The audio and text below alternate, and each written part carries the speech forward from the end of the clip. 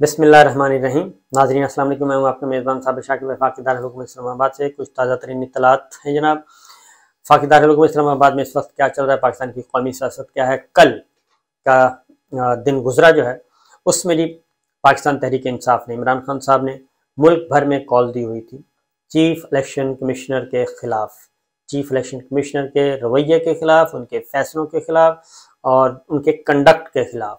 जो कुछ वो पाकिस्तान तहरीक इंसाफ के साथ कर रहे हैं और एक तवातुर से कर रहे हैं और बार बार मुतालबा किया जा रहा है ओहदा छोड़ दें। सबसे बड़ी पंजाब असम्बली, पंजाब हुकूमत उनसे मुतालबा कर चुकी है रिज़ाइन कर दें। खैबर पख्तूनख्वा की असम्बली उनसे मुतालबा कर चुकी है रिज़ाइन कर दें। लेकिन चूँकि उनका किला बहुत मजबूत है और उनके बुज़ुर्ग ड्राइंग रूम की पॉलिटिक्स में शामिल हैं और ड्राइंग रूम की सियासत में वो बहुत ही अहम मोहरे हैं, लिहाजा उनका किला मजबूत है। इसलिए वो कहते हैं मुझे कोई फिक्र नहीं है, मैं तो यहाँ पे हूँ और रहूँगा। और लेकिन ये बात ज़हन में रखिएगा कि वक्त गुजरता जा रहा है, जैसे जैसे वक्त गुजरता जा रहा है उनका जो किला है वो कमज़ोर होता जा रहा है और ड्राइंग रूम भी बिल आखिर बंद हो जाएगा और वो ड्राइंग रूम की पॉलिटिक्स से भी दूर हो जाएगा। क्योंकि ड्राइंग रूम की पॉलिटिक्स अगर ख़त्म हो गई तो जाहिर है जब ड्राइंग रूम की पॉलिटिक्स ख़त्म होगी, वहाँ पे बैठकें ख़त्म हो जाएंगी और किला कमज़ोर होता जाएगा, तो वो चीज़ भी गुजरती जाएगी। लेकिन वो बहुत ही पक्के हैं जी अपने इरादों के, तो वो जारी और सारी रखे हुए हैं काम। बहुत कोशिश की जा रही है उस पर, क्योंकि बहुत सारे ब्लैक एंड वाइट में चीज़ें सामने आ चुकी हैं और इतनी चीज़ें सामने आ चुकी हैं क्योंकि इसीलिए जो रेफरेंस फाइल करना था सुप्रीम कोर्ट ऑफ पाकिस्तान में चीफ इलेक्शन कमीशन के खिलाफ, उसको मौखर कर दिया गया है। मेरा ख्याल है कि वो बहुत अच्छा फैसला है, उसको मौखर किया गया है। उसमें कुछ ऐसी चीज़ें ऐड की जा रही हैं, कुछ सॉलिड किस्म के सबूत एविडेंस आ गए हैं, वो उस रेफरेंस का हिस्सा बनने जा रहे हैं, जिसके बाद मेरा ख्याल है कि काफ़ी मजबूत हो जाएगा केस पाकिस्तान तहरीक इंसाफ का, जो चीफ इलेक्शन कमीशन के खिलाफ रेफरेंस होगा। उसमें कुछ ऑडियोज़ भी मंजर आम पे आने वाली हैं, उनका कोई फॉरेंसिक वगैरह करवाया जा रहा है और पहले वो फॉरेंसिक हो जाए ताकि उसमें कोई फोर्जरी ना हो सके और टेम्परिंग ना हो सके। ये भी पाकिस्तान तहरीक इंसाफ कर रही है। तो बहरहाल टाइमिंग्स उन्होंने अपने डिसाइड करने हैं कि कब ये काम करना है। उसकी रीज़न है कि कुछ चीफ इलेक्शन कमिश्नर साहब की कुछ मुलाकातें तो रिकॉर्ड पे आई गई हैं, लेकिन अब कुछ गुफ्तगू भी आ चुकी है जो कि सबूत हैं कि वो शायद नाकाबिल तरदीद सबूत जिसे कहते हैं। इसीलिए रेफरेंस को मौखर किया गया है और अलबत्ता मुल्क भर में एहतजाज हुआ। इमरान खान साहब ने वीडियो लिंक के ज़रिए पूरे पाकिस्तान से वो मुखातिब थे और हर शहर में उनको पॉजिटिव रिस्पांस मिला। हस्ब मामूल उन्होंने चीफ इलेक्शन कमिश्नर के मरकज़ी हेडक्वार्टर इस्लामाबाद रेड जोन में आना था, लेकिन वो इलाका सील कर दिया गया और मुकम्मल तौर पे सील कर दिया गया और इजाज़त चाहिए नादरा चौक में, वहाँ पे भी इजाज़त नहीं मिली। तो बिल आखिर F9 पार्क में लोगों का इज्तिमा हुआ इस्लामाबाद में और जो सेनेटर्स थे और साबिक का वज़रा जो थे वो गए चीफ इलेक्शन कमिश्नर के पास, यानी कि इलेक्शन कमिश्नर पाकिस्तान के सेक्रेटरी है, वहाँ पे उन्होंने अपनी याददाश्त पेश की और इस्तीफ़े का मुतालबा हर तरह से जो एक जमहूरी एहतजाज होता है पुरअमन वो किया। लेकिन जो माहौल बनाया जा रहा था कि जनाब रेड जोन को हम ब्लड जोन में बदल देंगे, और ये राना साहब और कल वज़ीर इत्तलात मरियम बीबी औरंगज़ेब साहिबा जो कह रही थी, तो वो सारे का सारा मिलिया मेट हो गया। पाकिस्तान तहरीक इंसाफ ने ऐसा कोई गलत हरकत नहीं की कि जिससे लॉ एंड ऑर्डर का मसला पैदा होता, लाठी गोली चलती, आंसू गैस और ये सारे काम, वो बल्कि F9 पार्क में पुरअमन तौर पर हुआ और मुल्क भर में ज़ाहिर है तमाम शहरों में लोग मौजूद थे। एक चीज़ हो गई जी। दूसरी, वफाकी काबीना का इजलास होता है, 3-4 दिन से जो शोर गोगा किया जा रहा था, यकदम बहुत ज़्यादा असाबी हमले किए जा रहे थे कि किसी भी तरीके से पाकिस्तान तहरीक इंसाफ या इमरान खान साहब या उनके वोटर सपोर्टर जो हैं उनके गुब्बारे से हवा निकल जाए या उनकी ज़रा टांगे शांगे काँप जाएँ, लेकिन टांगे नहीं काँप रही और उसके बदले में पाकिस्तान तहरीक इंसाफ मज़ीद एग्रेसिवली आ रही है।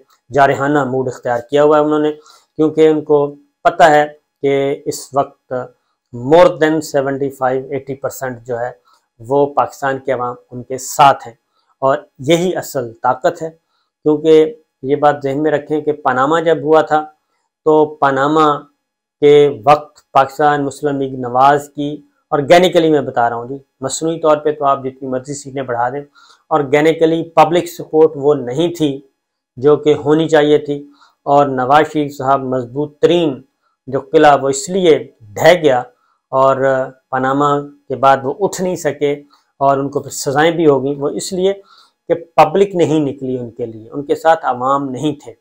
ये हुआ मामला। और फिर उसमें तजादात बहुत थे उनके अपने स्टेटमेंट में। शहबाज शरीफ साहब का और था, हसन नवाज और हुसैन नवाज और मरीम बीबी और ये सारी चीज़ें बहुत एक, तो इसलिए।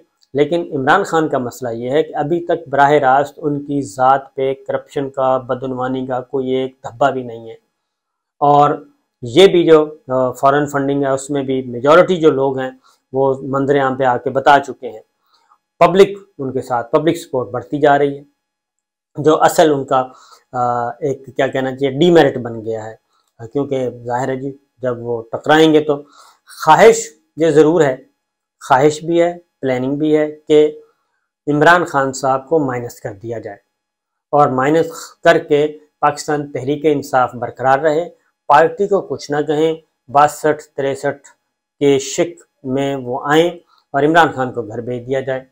अब इसके लिए पहले तो इंजीनियरिंग की गई, मैनेज करने की कोशिश की गई, पार्टी के अंदर से बगावत करने की कोशिश की गई, वो तो हो गई नाकाम। अब जो ये कर रहा था या कर रहे थे वो जानते हैं जानने वाले, वो सारे के सारे इमरान खान साहब को बता चुके हैं कि जनाब ये है सारा सिलसिला, कि ये साहब थे, ये इन्होंने हमें बुला बुला के ये बातें की हैं। अब वो सारी चीज़ें जिस दिन आ गई मंजर आम पे, तो मेरा ख्याल है कि इमरान खान साहब और उनकी जो टीम है अभी भी वो इस बात पे कायम है कि अभी कुछ भी ना कहा जाए और सॉफ्टली स्विफ्टली चीज़ों को आगे जाना चाहिए और ये जो अगले 12-14 हफ्ते हैं वो आराम से गुजर जाएं और कोई बहुत ज़्यादा प्रॉब्लम ना हो।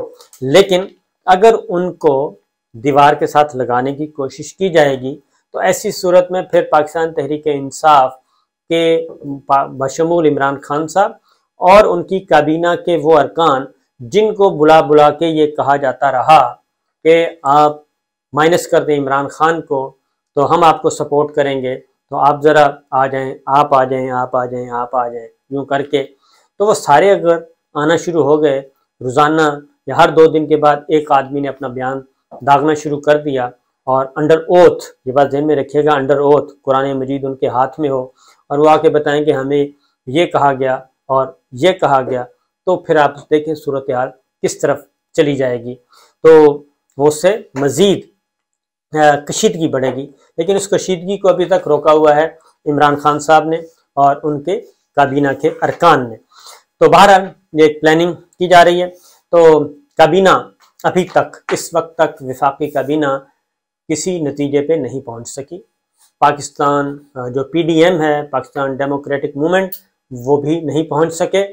उसकी वजह यह है कि वो कहते हैं कि अगर हमने एक दफ़ा अपना सब कुछ रख दिया सुप्रीम कोर्ट के सामने और सुप्रीम कोर्ट ऑफ पाकिस्तान से में हम ना साबित कर सके तो फिर इमरान खान साहब सियासी तौर पे कहाँ से कहाँ पहुँच जाएंगे।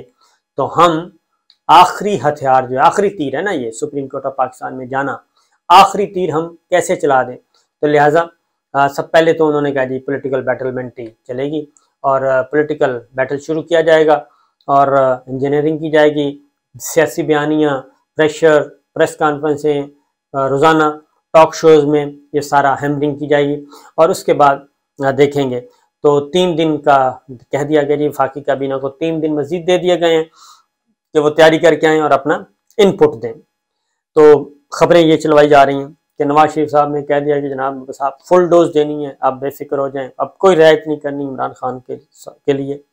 लेकिन अंदर से सारे लोग डर रहे हैं और वो इसलिए डर रहे हैं कि एस्टेब्लिशमेंट है ना जी, ये बेस किस पे कर रहे हैं, मिलिट्री एस्टेब्लिशमेंट पे। तो मिलिट्री एस्टेब्लिशमेंट तो पल में तोला पल में माशा, और ये हो चुका है कि कोई सोच सकता था कि मिलिट्री लीडरशिप जो है वो इमरान खान साहब के बजाय ये सारा कुछ कर लेगी, जो कि ये तहरीक अदम एतमाद और जो कुछ सारी चीज़ें हुई तो ये हो जाएगा।